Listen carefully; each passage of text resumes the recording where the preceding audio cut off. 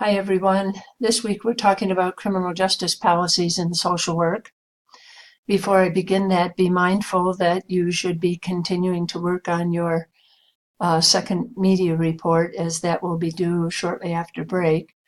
I hope you have a wonderful break, and make sure that you read pages 1 through 85 in the Santos book this week, and then finish reading the assigned reading over break for the following week. If you have ever taken a criminal justice class, one of the things that you will notice is that we have criminal justice policies for every single aspect of criminal justice. There are a wide range of policies that attempt to explain violent and white-collar crime, all the way to examining the impact of incarceration on youth. There isn't any area of criminal justice that does not have extensive policy work built into it, and there are literally tens of thousands of criminal justice policies. One of the areas that we see this week of import regarding to criminal justice policies are the almost unlimited number of policies being proposed for how to deal with the school shootings on the heels of the Parkland, Florida school shooting. Those policies range from securing schools with better access to arming teachers to counter violent attacks against students. There are a number of policies that have been proposed over the last 30 years for increasing school security, but despite these policies, there are both benefits and downsides to their implementation, and one of those, of course, is the cost. This is true with any policy reform. People, even when they're well-intentioned in their reforms, that these reforms cost tens of millions of dollars to implement, and so they can be very costly, and as I'm sure you're finding out from your own policy work, they can be a barrier to policy implementation. One of the reasons, well, there are many reasons, but one of the major reasons that CJ policy initiatives are important to you as a social worker is because if you look at your caseload in the future, and I know that most of you are intending to become clinicians, you'll find that a good number of your people on your client list are either going to have had a mental health issue themselves or are going to know someone with a mental health issue.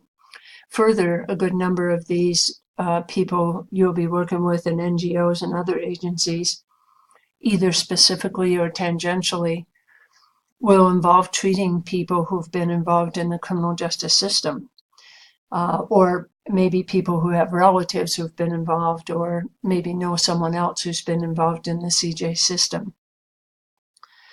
I propose to you that this is a system that is virtually inescapable.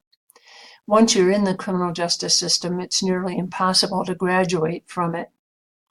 Even if you're not incarcerated, a conviction of any kind will follow you for a lifetime. And unlike Michael Santos, most people who have a criminal conviction will not be able to parlay their criminal experience into a profession.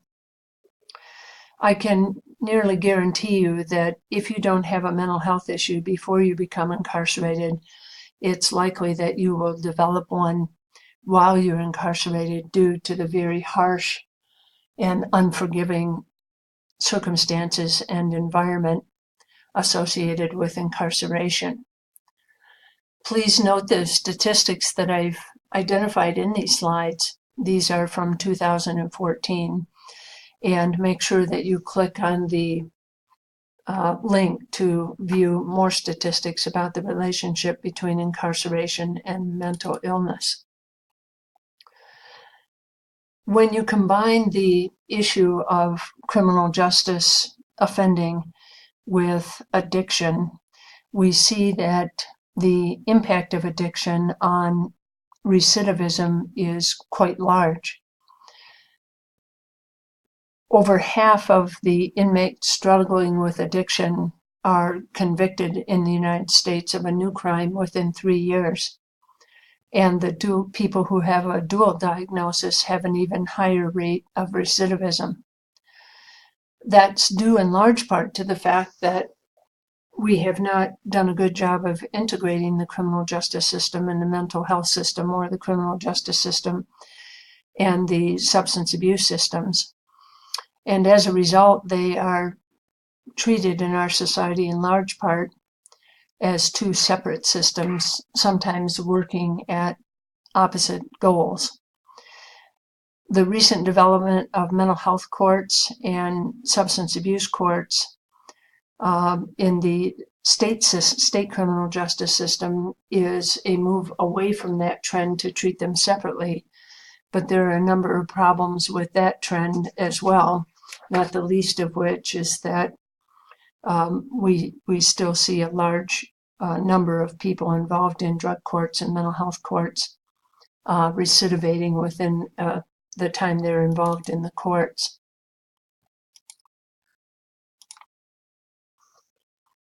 One of the issues that complicates incarceration that Santos doesn't really talk about too much in the first 85 pages of the book is the impact of solitary confinement on mental health issues. Solitary confinement is a system where you are locked up primarily in state prisons because you garner an offense while you are incarcerated. So if you assault another inmate and, heaven forbid, assault a guard while you're locked up, you're likely to be confined in solitary confinement until you can have a hearing. This solitary confinement housing is Spartan at best and barbaric at worst, and means that you are confined for 23 hours a day in a 6 by 8 foot cell with no radio, no TV, no distractions whatsoever, including books oftentimes. And you get 1 hour of release time in a 24-hour period so that you can walk around a fenced area outside of your cell. Mattresses are frequently taken away from inmates, particularly if they are yelling through their bars or otherwise perceived as being non-compliant with the corrections staff. So residents are forced to sleep on a concrete bench in their cell, oftentimes with no blanket or pillow, and certainly with no mattress. One of the difficulties with this type of incarceration in prison is that the policies for solitary confinement necessitate that these inmates have no interaction with other inmates. And because you can keep getting in trouble while you're even in solitary confinement for being non-compliant, your time in solitary confinement can stretch for years. So this means living by yourself with no distractions, no pencil, no pen, no TV, no radio, no mattress, no pillow, no interaction with others. And I can, as I said before, most certainly guarantee you that the people who, quote, act crazy, end quote, while they're in solitary confinement may not have done so prior to their arrival in solitary confinement, but the fact that they've been in solitary confinement all this time is very, very hard on their mental health. This is also true for those inmates like the Unabomber and Scott Peterson, who was convicted of killing his wife and his unborn son out in California. They're locked up 23 hours a day, every day of their life for the rest of their life in the Supermax prison in Colorado. And so they have no interaction with other inmates. They are allowed to see their attorneys if, in fact, they still have attorneys after all these years. But in general, they are locked up for the rest of their life in solitary confinement.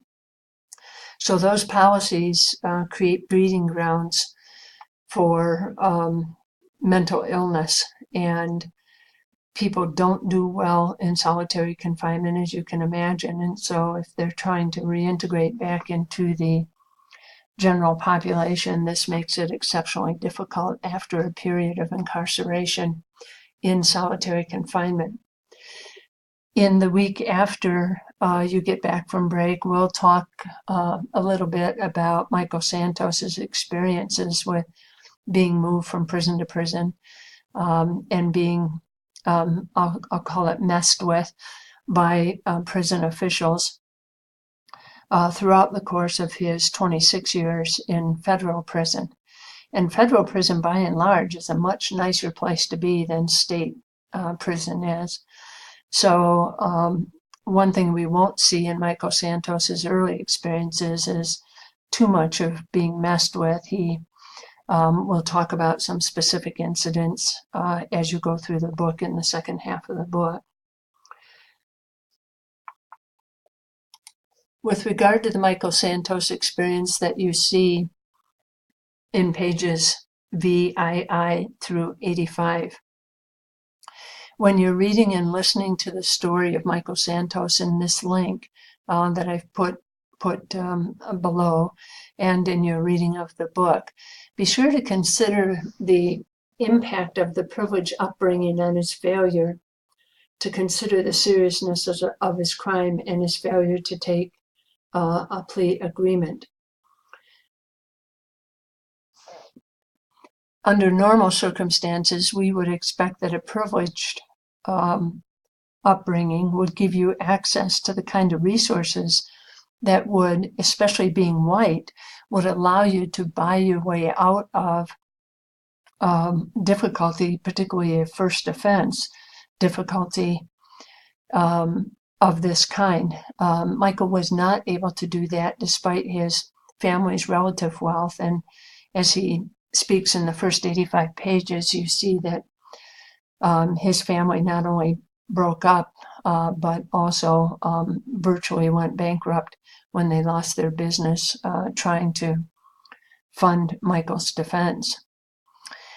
Part of the reason that Michael was not able to buy his way out of this drug offense is because he had the misfortune of committing the offense right in the middle of the war on drugs during the Reagan years.